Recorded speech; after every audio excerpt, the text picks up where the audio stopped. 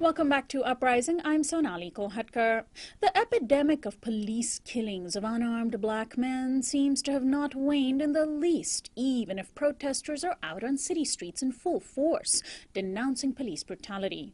A 28-year-old unarmed African-American man named Cedric Bartee was fatally shot over the weekend in Orlando, Florida. Sergeant Robert McCarthy of the Orange County Sheriff's Department fired shots at Bartee after locating a stolen car. According to CBS News, quote, law enforcement officials told reporters that Bartee had extensive furtive movements, causing McCarthy to fear for his safety and open fire. But eyewitnesses say they saw Bartee with his hands up in the air begging not to be shot. It's a familiar story to all those outraged at the fact that our law enforcement and criminal justice system seems to be carrying out extrajudicial executions of black men. Protests against police brutality have continued since the weekend as part of a week of rage.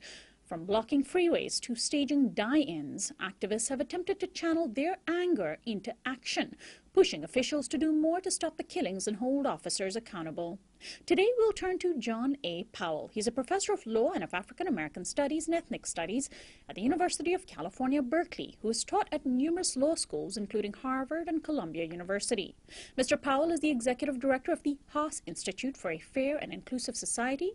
He's an expert on civil rights and civil liberties and has written extensively on structural racism, racial justice, concentrated poverty, and urban sprawl, voting rights and affirmative action in the U.S., South Africa, and Brazil, as well as racial and ethnic identity, spirituality, and social justice. His books include In Pursuit of a Dream Deferred and The Rights of Racial Minorities, the Basic ACLU Guide to Racial Minority Rights. His newest book is called Racing to Justice, Transforming Our Concepts of Self and Other to Build an Inclusive Society. Earlier this year, John Powell spoke at an event in Berkeley, organized by KPFA Pacifica Radio. Here is an excerpt of his speech.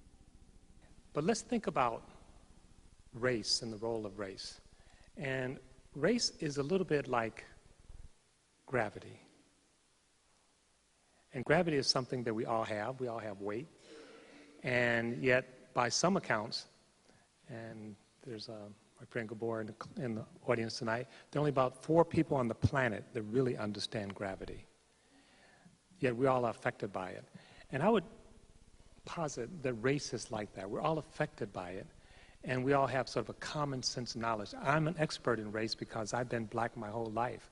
Or I'm an expert on race because I'm in an interracial relationship. Or I'm an expert on, really? That's what makes you an expert? You have weight? That's what makes you an expert on gravity? Turns out race is incredibly, incredibly complicated.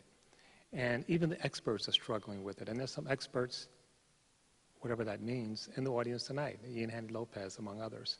But at least deserves careful thinking and to understand the work it's doing in our society and how it's actually tripping us up in many regards.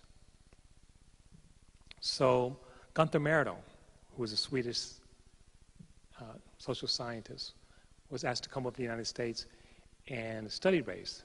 And he was partially asked to come over and study it because the thought was no one here was objective enough or clear enough to actually study race, even though he assembled a team of people from the United States. And he wrote a book that's a classic called The American Dilemma.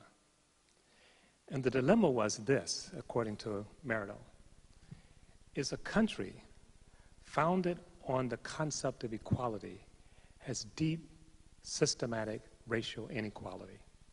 That's the dilemma. He called that the American dilemma. And one of the questions is, how do we get to that dilemma? And the other, of course, is, how do we resolve it, if we resolve it at all? So part of the way of thinking about this is, what is race? We talk about race being socially constructed. We almost never, though, take time to think about the actual construction of race. So that's partially what we're going to do this evening.